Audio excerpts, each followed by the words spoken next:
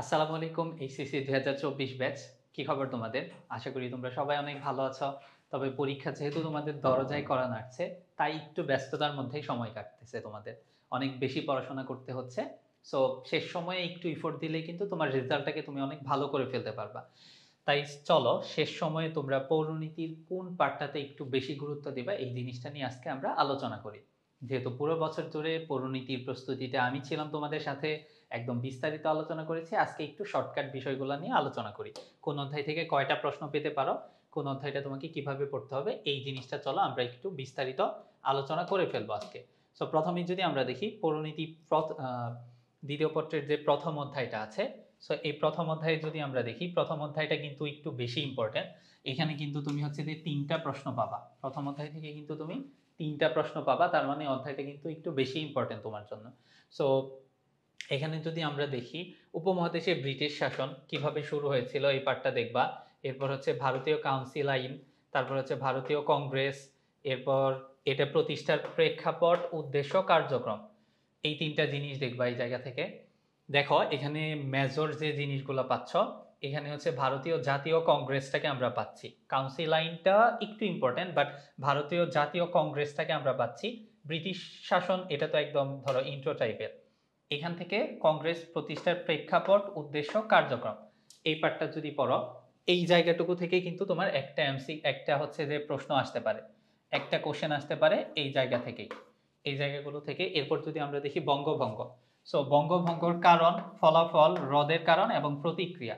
So বঙ্গভঙ্গ কেন হয়েছিল, বঙ্গভঙ্গ এর কারণটা কি ছিল, এটা কেন, এটার ফলাফল কি ছিল, হ্রদের কারণ কি ছিল এবং হ্রদের পরের প্রতিক্রিয়াটা কি ছিল, এই পার্টটা যদি পড়ো এখান থেকে কিন্তু তুমি হচ্ছে একটা এমসিকিউ মানে একটা কোশ্চেন পেয়ে যেতে পারো। এরপর যদি আমরা দেখি পরবর্তী যে পার্টগুলো আছে, এই পার্টটা থেকে কিন্তু তুমি একটা কোশ্চেন পেতে পারো যে মুসলিম লীগ প্রতিষ্ঠার প্রেক্ষাপট, উদ্দেশ্য, তারপর হচ্ছে মল্লমিত্র সংস্কার আইন, প্রেক্ষাপট, উদ্দেশ্য। মানে মোট কথা কি, এখানে যে টপিকগুলো আছে দেখো আমরা কিন্তু কমন একটা ফ্যাক্ট পাচ্ছি। আমাদের কিন্তু নির্দিষ্ট একটা জায়গায় ফোকাস, দুইটা বা তিনটা জায়গায় ফোকাস করা লাগতেছে।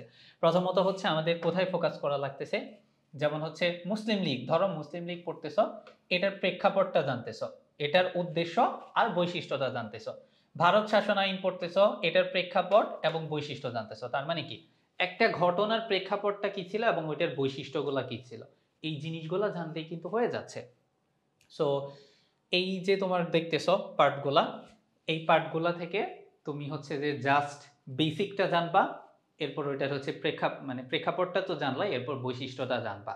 সো এখানে কিন্তু কম্পারিজন করার মতো কিছু নাই, কোনো জায়গার সাথে কোনো জায়গায় কম্পারিজন। এখানে যে টপিক থেকে আসবে ওই টপিক থেকে আসবে, বা মিক্স টাইপের কোশ্চেন আসতে পারে এই টপিক থেকে বা আরেক টপিক থেকে। যেমন এমন করতে পারে তোমার হচ্ছে যে এখানে এই টাইপের কোশ্চেন করলো, বঙ্গভঙ্গ থেকে বললো, আবার হচ্ছে যে ভারতীয় জাতীয় কংগ্রেস থেকেও কোশ্চেন করলো। তবে মিক্স টাইপের কোশ্চেনের থেকে আলাদা আলাদা কোশ্চেন পাওয়ার সম্ভাবনা বেশি, যেহেতু 3টা প্রশ্ন পাবা এই অধ্যায় থেকে। সো এই অধ্যায়ের প্রত্যেকটা টপিকে কিন্তু একটু গুরুত্ব দিবা। আর এই অধ্যায়টা একটু বড়, এমসিকিউ এর জন্য এই অধ্যায়টা ইম্পর্ট্যান্ট একটা অধ্যায়। এরপর যদি আমরা দেখি দ্বিতীয় অধ্যায়, এই অধ্যায়টা সবচেয়ে বেশি ইম্পর্টেন্ট হচ্ছে এমসিকিউ এর জন্য। এমসিকিউ এর জন্য সব থেকে বেশি ইম্পর্টেন্ট একটা অধ্যায় হচ্ছে এটা, আর হচ্ছে সংবিধানের যে অধ্যায়টা ওইটা, বাট এটা হচ্ছে সবচেয়ে বেশি ইম্পর্টেন্ট একটা অধ্যায়। সো এই জায়গা থেকে কিন্তু 2টা প্রশ্ন পাবা, এই জায়গা থেকে 2টা প্রশ্ন পাবা। এখানে হচ্ছে যে দেখো স্বাধীনতার আগের যে ঘটনাগুলো আছে এই জায়গা থেকে একটা প্রশ্ন পেতে পারো, স্বাধীনতার যুদ্ধ চলাকালীন সময়ের যে ঘটনা ওই জায়গা থেকে একটা প্রশ্ন পেতে পারো। সো পাকিস্তান রাষ্ট্রের স্বরূপ বা হচ্ছে কিভাবে হচ্ছে যে তোমার পাকিস্তান রাষ্ট্র প্রতিষ্ঠা, এটা আমরা সবাই জানি 1947 সালে দেশ বিভাজনের ফলে হয়েছে। এই যে দেশ বিভাজনের পরে যে আমাদের সংগ্রামগুলো আছে, এখানে তোমার হচ্ছে প্রথমেই যে ভাষা আন্দোলন হয়, ভাষা আন্দোলন থেকে কিন্তু কোশ্চেন আসতে পারে। এমন হইতে পারে শুধু ভাষা আন্দোলন থেকেই কোশ্চেন পাইতে পারো তুমি। দেখো ভাষা আন্দোলনের প্রেক্ষাপট সম্পর্কে জানতে চাইলো, ভাষা আন্দোলনের প্রেক্ষাপট, এরপর ভাষা আন্দোলনের বিভিন্ন পর্যায়, চূড়ান্ত পর্যায় ছিল কিন্তু 1952 সালে, শুধু 52 সালেই যে ভাষা আন্দোলন হয়েছে বিষয়টা কিন্তু এমন না, 52 ছিল হচ্ছে ভাষা আন্দোলনের চূড়ান্ত পর্যায়। এরপর বাঙালি জাতীয়তাবাদ বিকাশে ভাষা আন্দোলনের গুরুত্ব কতটুকু, দেখো এই জায়গা থেকেও কিন্তু একটা প্রশ্ন তুমি পেতে পারো। এরপর যদি আমরা দেখি 1954 সালের যুক্তফ্রন্ট নির্বাচন, এরপর হচ্ছে যুক্তফ্রন্ট নির্বাচনের মানে হচ্ছে যে ফলাফলটা কি ছিল বা এটা কতটুকু প্রভাব ফেলেছিল, এই প্রশ্ন তোমাকে করতে পারে।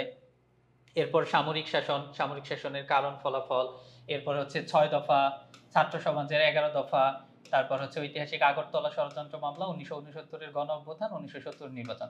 এই জায়গা থেকে আসলে সেপারেট কোশ্চেন তোমার করার তেমনই নাই, সুযোগ নাই। বাট এই জায়গা থেকে তোমার ভাষা আন্দোলনটা থেকেই একটা কোশ্চেন করার মতো স্কোপ আছে। টিচারদের দেখো শুধুমাত্র ভাষা আন্দোলন থেকেই কিন্তু হচ্ছে একটা কোশ্চেন করে দিতে পারে এবং তাদের হচ্ছে এই কোশ্চেনটা করার স্কোপ আছে। সো আমরা বলতে পারি যে এই যে এই ঘটনা পর্যন্ত মানে হচ্ছে মোটামুটি 70 সাল পর্যন্ত এই পার্টটা থেকে একটা কোশ্চেন হবে, এই জায়গা থেকে একটা তুমি হচ্ছে যে সিকিউ পাবা। আর অপর দিকে হচ্ছে মুক্তিযুদ্ধ চলাকালীন সময়ে এই পার্টটা থেকে তুমি হচ্ছে একটা প্রশ্ন পাবা। এই অধ্যায়কে আমরা দুইটা ভাগে ভাগ করে ফেলতে পারি। এই পার্ট থেকে একটা কোশ্চেন, এই পার্ট থেকে একটা কোশ্চেন। আর এখানে সবচেয়ে বেশি ইম্পর্টেন্ট পার্ট হচ্ছে ভাষা আন্দোলন। ভাষা আন্দোলনটা হচ্ছে যে সব থেকে বেশি ইম্পর্টেন্ট। ওকে, সো এই অধ্যায়টা কিন্তু এমসিকিউ এর জন্য সবচেয়ে গুরুত্বপূর্ণ অধ্যায়। এরপর যদি আমরা দেখি তৃতীয় অধ্যায়, এখান থেকে তুমি বেশি প্রশ্ন পাবা না, এখান থেকে মাত্র একটা প্রশ্ন পাবা তৃতীয় অধ্যায় থেকে। এখানে যে বিভিন্ন রাজনৈতিক ব্যক্তিত্ব আছে, গুরুত্বপূর্ণ ব্যক্তিত্ব, তাদের সম্পর্কে আলোচনা করা হয়েছে। সো এই ব্যক্তিত্ব সম্পর্কে বিস্তারিত জানবা এবং বঙ্গবন্ধু শেখ মুজিবুর রহমান সম্পর্কে বিস্তারিত একটু জেনে নিবা। বঙ্গবন্ধু সম্পর্কে আরো বিস্তারিত জানবা যে বঙ্গবন্ধু শেখ মুজিবুর রহমানের মুক্তিযুদ্ধের সময় কতটুকু প্রভাব ফেলেছিল বা বাঙালি স্বাধীনতা সংগ্রামে তার অবদান কতটুকু ছিল, এই জিনিসগুলো বা স্বাধীনতা পরবর্তী সময়ে তার অবদানটাও একটু জেনে নিবা।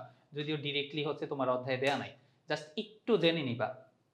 সো ওই অধ্যায়টা কিন্তু সহজ তোমার তৃতীয় অধ্যায়টা। এরপর যদি আমরা দেখি চতুর্থ অধ্যায়, এখান থেকে হচ্ছে একটা প্রশ্নই পাবা, এখান থেকে বেশি প্রশ্ন পাবা না এবং এটা কিন্তু সহজ, মোটামুটি বোঝা যায় যে এখানে সংবিধান রচনার যে প্রেক্ষাপট বা পটভূমি আছে ওই পার্টটা থেকেই প্রশ্ন করবে।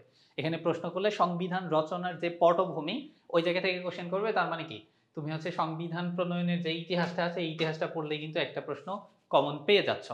বাকি জিনিসগুলা হচ্ছে কোশ্চেন আসার মতো না, বাট সংবিধান রচনার যে পটভূমিটা এই জায়গা থেকে কিন্তু তুমি একটা কোশ্চেন পাওয়ার সম্ভাবনাটা সব থেকে বেশি। এরপর যদি আমরা দেখি সাংবিধানিক প্রতিষ্ঠান, এখান থেকে একটা বা দুইটা প্রশ্ন আসতে পারে। সাংবিধানিক যে প্রতিষ্ঠানগুলো আছে এই জায়গা থেকে একটা অথবা দুইটা প্রশ্ন আসতে পারে। সো এখানে সাংবিধানিক যে প্রতিষ্ঠান সমূহ আছে এগুলো দেখে নিবা। এখান থেকে তুমি হচ্ছে যে একটু ভালোভাবে দেখবা হচ্ছে যে দুর্নীতি দমন কমিশনটা দেখবা। এখান থেকে একটু গুরুত্ব দিয়ে দেখবা হচ্ছে দুর্নীতি দমন কমিশন আর পিএসসিটা, বাংলাদেশ ওই তোমার হচ্ছে যে সরকারি কর্ম কমিশন আর হচ্ছে দুর্নীতি দমন কমিশন, এই দুইটা জায়গায় একটু ভালোভাবে দেখবা। বাংলাদেশ কর্ম কমিশনের গঠন কার্যাবলী, অ্যাটর্নি জেনারেলের ক্ষমতা, এই পার্টটাও দেখতে পারো। বাট এখানে দুর্নীতি দমন কমিশনটা একটু ভালোভাবে গুরুত্ব দিবা। দেখবা তো সবগুলাই, বাট দুর্নীতি দমন কমিশনটা একটু বেশি গুরুত্ব দিবা। এরপর হচ্ছে বাংলাদেশ নির্বাচন কমিশনটা একটু ভালোভাবে দেখবা, বাকি জায়গাগুলোও দেখবা, বাট এই দুইটা পার্ট একটু গুরুত্ব দিবা। এরপর যদি আমরা দেখি সর্বশেষ যে দশম অধ্যায়টা, এই অধ্যায়টা কিন্তু মানে হচ্ছে যে গুরুত্বপূর্ণ, ছোট অধ্যায় হইলেও এখান থেকে তুমি দুইটা প্রশ্ন পাওয়ার সম্ভাবনা রয়েছে। সো এখান থেকে কি দেখবা, দেখো প্রথমত যদি আমরা দেখি বিশেষ চাহিদা সম্পন্ন যে জনগোষ্ঠী আছে এরা কারা, এই জিনিসটা একটু জানবা। এরপর হচ্ছে যে এই সমস্যা এবং সমাধানের উপায়টা জানবা। এরপর হচ্ছে দুর্নীতি সম্পর্কে দেখবা, দুর্নীতির কারণ, দুর্নীতির প্রতিকারটা কিভাবে করবা। এখানে দুর্নীতি, খাদ্য ভেজাল এই পার্টটা একটু গুরুত্ব দিবা। দুর্নীতি, খাদ্য ভেজাল এই দুইটা পার্ট একটু গুরুত্ব দিবা।